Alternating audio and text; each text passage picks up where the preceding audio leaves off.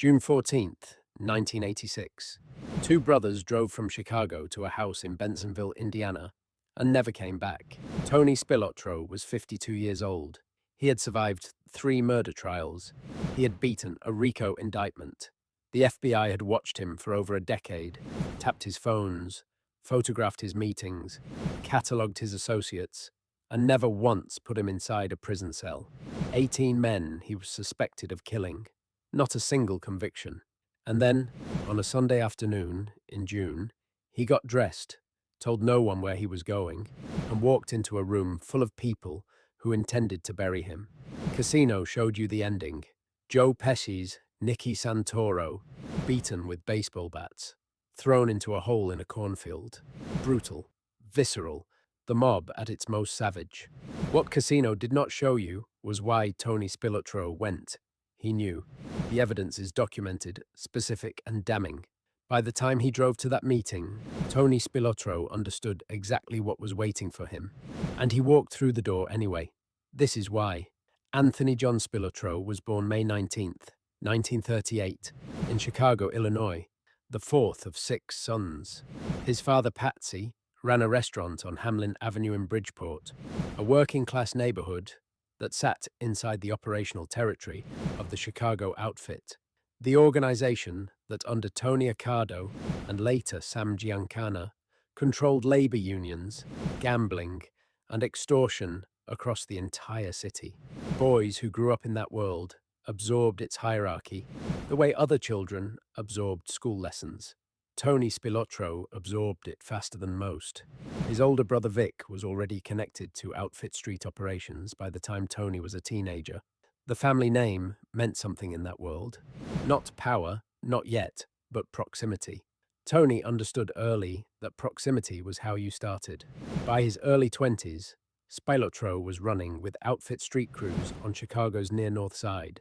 His first serious federal attention came in 1963. That year, he was questioned in connection with the torture murder of William Action Jackson, a 300-pound juice loan collector who had been suspended from a meat hook in a rendering plant on the South Side, burned with a cattle prod, had his kneecaps drilled with an ice pick, and was left to die over 2 days. Spilotro was never charged. He was 25 years old. That case established the pattern that would define the next 23 years of his life. Violence, proximity, no conviction. The FBI noted his name. The outfit noted his composure. He had sat in a federal interview room at 25 and given investigators nothing. That quality, the ability to remain completely still under direct pressure, was more valuable to the Chicago outfit than any specific criminal skill. Through the mid-1960s, Spilotro worked under the supervision of Felix Milwaukee Phil Aldericio, one of the outfit's most feared enforcers. Aldericio was convicted of extortion in 1969 and died in federal custody in 1971. By then, Spilotro had absorbed everything Aldericio could teach him and had developed a reputation of his own, not just as a man willing to use violence, but as a man who understood when violence was the correct instrument and when it was not. In 1971, the Chicago outfit made the decision that would define the rest of Tony Spilotro's life. They sent him to Las Vegas. The outfit had owned pieces of Las Vegas since the 1940s. The Stardust, the Fremont, the Hacienda, the Riviera. The skim from these casinos flowed back to Chicago through a network of hidden ownership arrangements, false bookkeeping entries, and cash couriers that federal investigators would spend 15 years unraveling. By the early 1970s, the FBI's Organized Crime Division was applying sustained pressure to the skim infrastructure. The outfit needed a street presence in Las Vegas, someone to enforce collections, discipline associates who skimmed from the skimmers, and protect the operation from internal corruption as much as from external law enforcement. They chose Spilotro. He arrived in Las Vegas with his wife, Nancy, and their son, and established a legitimate front, a jewelry store called the Gold Rush, located on West Sahara Avenue near the Strip. The store served as a gathering point for his crew, later known as the Hole in the Wall Gang, a rotating group of burglars who targeted high-end residences and commercial properties across the Las Vegas Valley, specifically homes where they had intelligence about cash or jewelry holdings. Between 1971 and their arrests in 1981, the Hole-in-the-Wall gang is estimated to have committed more than 200 burglaries, totaling several $1 million in stolen property. For the first several years, the Las Vegas arrangement worked. Spilotro collected street taxes from bookmakers and loan sharks operating in the city, managed outfit interests in the casino counting rooms, and avoided federal prosecution through a combination of attorney maneuvering, witness intimidation, and the structural difficulty of making conspiracy charges stick without cooperators willing to testify. The FBI's Las Vegas field office opened a dedicated intelligence file on Spilotro in 1974. FBI Special Agent William Romer, who had spent years targeting Chicago outfit leadership, was assigned to track Spilotro's Las Vegas operations. Over the following decade, Romer and his team documented Spilotro's movements, his associates, his income sources, and his pattern of violence. By 1979, agents had linked him, without sufficient evidence for prosecution, to at least 18 homicides spanning Chicago and Las Vegas. Casino compresses this entire period into montage and incident. Joe Pesci's Nicky, raging through Vegas, running his own crew, shaking down casino executives, feuding with his superiors in Chicago. The reality was more methodical and, for most of the 1970s, more controlled. Spilotro was not reckless by temperament, he was tactical. The violence was instrumental. The problem that would eventually kill him was not that he was too violent, it was that, by 1983, he had become more useful to the federal government than he was to the Chicago outfit.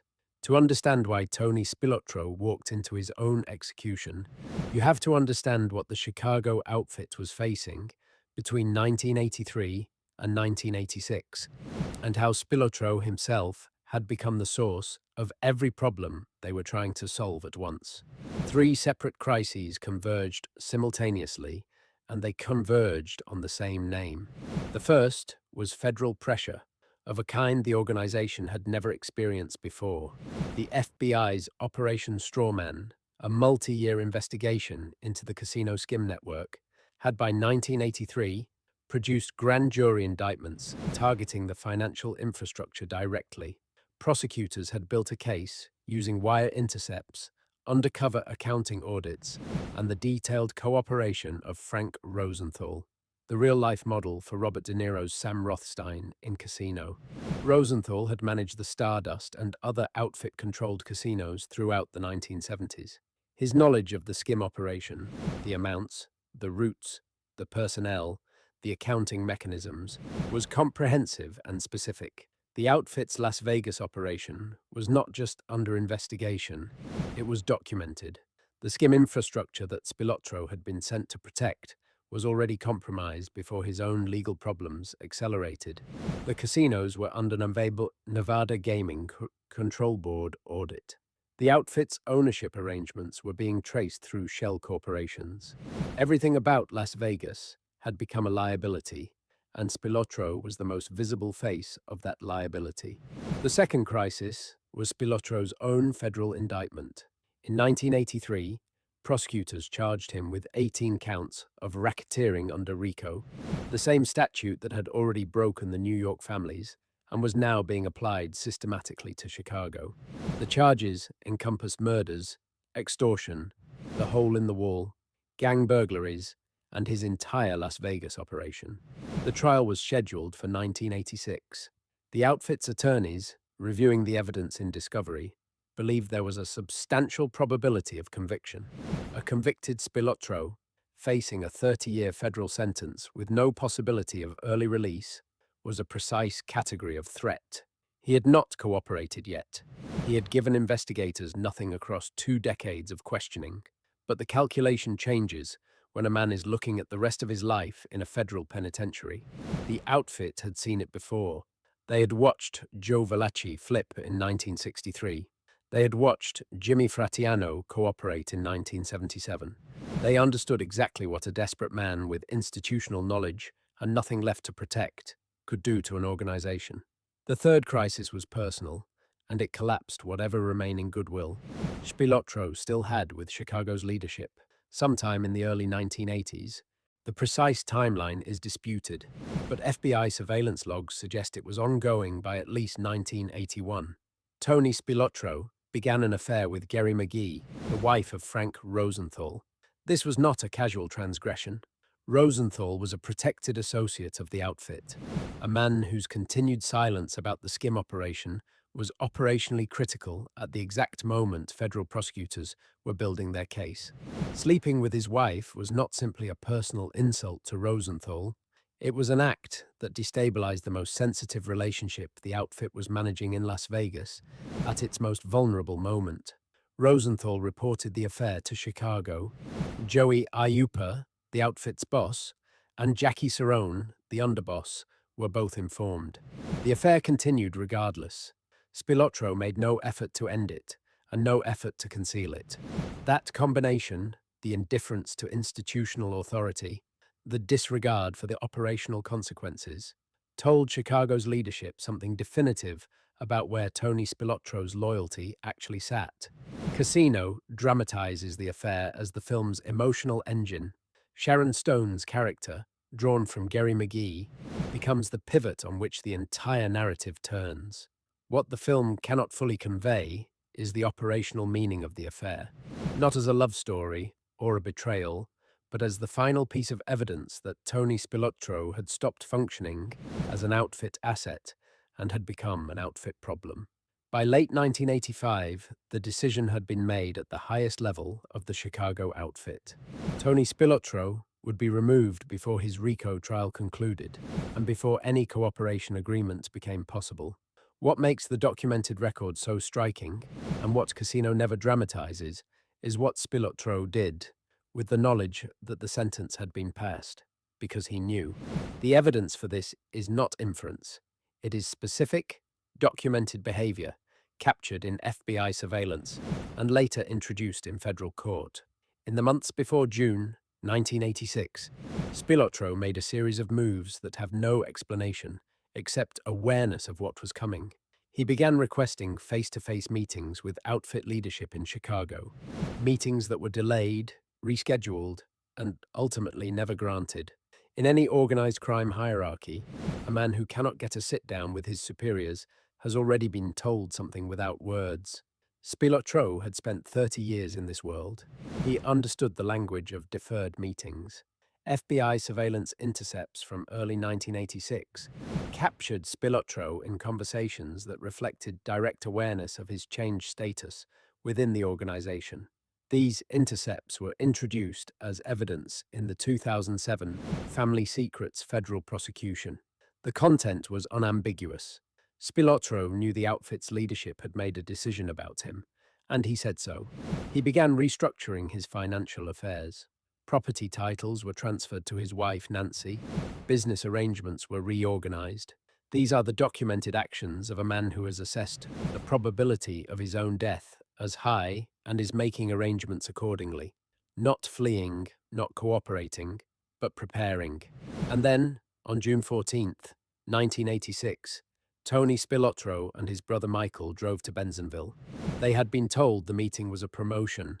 Tony was being elevated to capo, given formal rank within the Chicago hierarchy, a recognition that had been withheld from him throughout his Las Vegas career, despite the years of service. The invitation was extended by people he had known for decades. The framing was specific and credible enough that Michael, who had no reason of his own to fear this particular meeting, came along.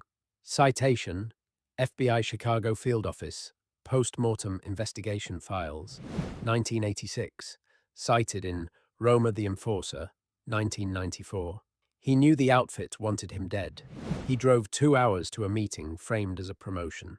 These two facts sit side by side in the same documented federal record.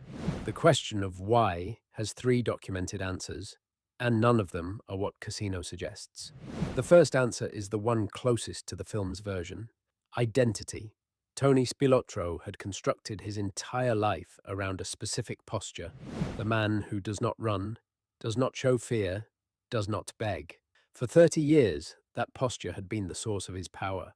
Refusing the meeting meant publicly confirming to the organization, to his crew, and to himself that he knew what was coming and had chosen flight over confrontation.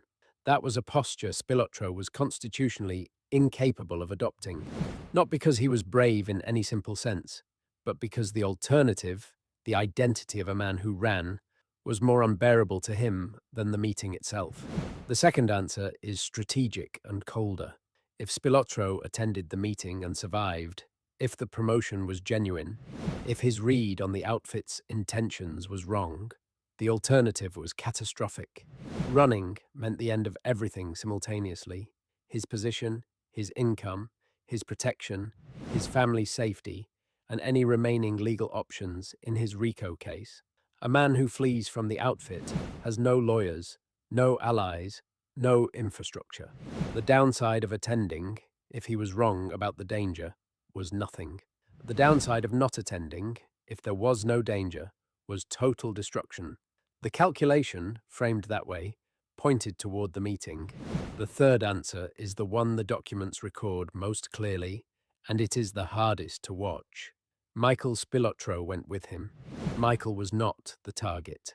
He was a lower-level associate, peripheral to the outfit's major operations, without the threat profile that made Tony a priority for removal.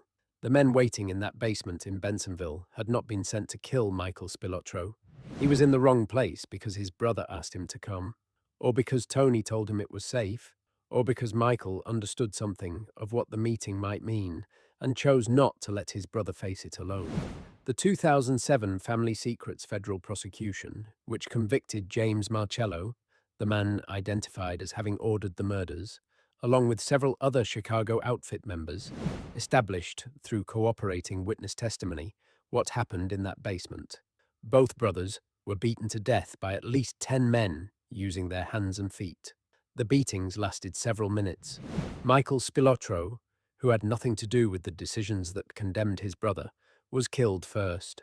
Tony Spilotro, the man who had survived a career built entirely on being more dangerous and more willing than anyone in any room he entered, watched his younger brother die before he did. The bodies were found June 22nd, 1986, in a cornfield near Enos, Indiana, buried approximately 5 feet deep in ground that had been prepared before the brothers arrived in Bensonville. Cause of death for both: blunt force, trauma to the head and torso. No weapons were recovered. No one was charged with the murders for 21 years. Casino ends with Joe Pesci in a field. The image is soaked in the logic of Hollywood violence: brutal, quick, definitive. The real ending took longer and was quieter in the way that documented facts are always quieter than cinema. A basement in Bensonville. 2 brothers, 10 men. Several minutes of documented blunt force trauma. Here is where the film and the record diverge most sharply, and why that divergence matters. Casino frames Nicky Santoro's death as the consequence of his own excess. He was too violent, too visible, too uncontrollable. The film's moral logic is clear: recklessness destroys you. The reading is not wrong, but it is incomplete in a specific way. The documented record shows that Spilotro's removal was not primarily a response to his violence or his visibility. It was a response to his exposure. The RICO indictment, the affair with Rosenthal's wife, the accumulated liability. The outfit was not punishing a man for being dangerous.